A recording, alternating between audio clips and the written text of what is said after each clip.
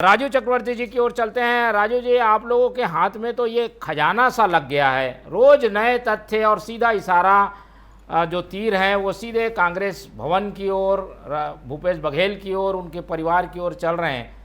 क्या जो बातें आ रही हैं कि भाई ये गढ़ी हुई बातें भी हो सकती है, हो सकता है कि राजनीतिक एजेंडे के तहत कार्रवाई की जा सकती है, इसलिए ये सारी बातें आ रही है, क्या है इसके पीछे साक्ष्य? आप लोग इतने श्योर क्यों हैं कि ये सारी बातें सच है? प्रत्यक्ष किम प्रमाणन, और एक कहावत है कि सांझ को आज क्या। देखिए, पूरी प्रत्यक्ष रूप से प्रामाणिक रूप से। और एक बात और है, भूतो न भविष्यति। जिस प्रकार से कांग्रेस ने भ्रष्टाचार की इबारत की जो इमारत गढ़ी है, बहुत आश्चर्यजनक है और बड़ा हास्यास्पद है कि जो राजस्व जो सरकार को मिल सकता था, एक आंकलन किया गया 32,000 करोड़, यानी हर वर्ष लगभग 3,000 करोड़ से भी ऊपर का जो राजस्व सरकारी खजाने में आने चाहिए था, वो खजाना उसकी लूट चल रही थी। इसीलिए तात्कालीन मुख्यमंत्री साहब कभी आसाम के प्रभारी बनते थे, कभी उत्तर प्रदेश के बनते थे, पश्चिम बंगाल के भी बनते थे। सीटें नहीं आती थी, लेकिन कांग्रेस की जो फंडिंग थी, जो जैसे आपका शीर्षक बहुत अच्छा है कि चैट का कैश और कार्टून में कैश, तो कार्टून में भर भर के कैश जाते थे, कार्यालयों में जाते थे और राजस्व में बड़ी डकैती हो रही थी। देखिए, अगर कोई राजस्व में 100 रुपए की भी हेर फेर होता है तो उसके ऊपर मुकदमा दर्ज होता है। छोटे छोटे क्लर्कों की नौकरी चले जाती है, अमानत में खयानात के केस लग जाते हैं। तो सरकार खुद होकर अपने राजस्व की डकैती कर रही थी। इसीलिए मैंने कहा कि ये भूतो न भविष्यति।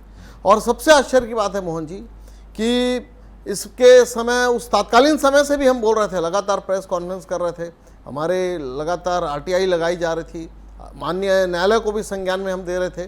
केवल बातें नहीं हो रही थी, हम बाकायदा सबूत दे रहे थे कि एक दुकान में 2 काउंटर, एक कैश का काउंटर, एक जिसका कोई बिलिंग नहीं होता था। आसानी से सीधे सीधे शराब दुकानों में जो नियम है कि वो सेंटर में जाता है, जो मद्य निगम होता है, वहाँ से उसका सील और लोगो होता है, वहाँ से उसका राजस्व लिया जाता है। पूरा सिस्टम को इन्होंने जो कहते हैं ना कि स्कीम चला जाता, तो स्कैम चल रहा था। उस समय कांग्रेस पार्टी कोई स्कीम लागू नहीं कर रही थी, बल्कि जो रोजगार भत्ता देना चाहिए था, प्रधानमंत्री आवास देना था, जो स्कीम चलना चाहिए था, स्कीम की जगह में स्कैम चल रहा था। तो liquor scam, sand scam, land scam से लेकर कोल स्कैम, तमाम स्कैम ही स्कैम चल रहे थे। और इसमें से सबसे बड़ा जो आज तथ्य आया है, और वो तथ्य बड़ा आश्चर्यजनक है, वो बिग बॉस का एक चैटिंग मिला है। उस चैटिंग में अमुक पैसा, अमुक राशि कार्यालय में पहुंचा दीजिए, शंकर नगर कार्यालय में पहुंचा दीजिए, दंतेवाड़ा में पहुंचा दीजिए, बीजापुर में पहुंचा दीजिए। और सारी परतें अब खुल रही है, और परतें खुल रही है और कड़ियाँ खुल रही है। और कड़ियाँ खुलने के बाद ये समझ में आ रहा है कि ये बहुत बड़े राजस्व की डकैती हुई है, ये बहुत बड़ी लूट थी, और लूट की खुली छूट थी। और ऐसा नग्न प्रदर्शन हो रहा था कि कहीं पर भी पैसा लिया जा रहा है, पैसा बांटा जा रहा है, कोई राजस्व की चिंता नहीं कि हमको वो अगर राजस्व आता तो छत्तीसगढ़ की सड़कें बनती, स्कूल के फर्नीचर बनते और अस्पताल बनते। लेकिन कुछ काम नहीं हुआ, केवल स्कैम हुआ।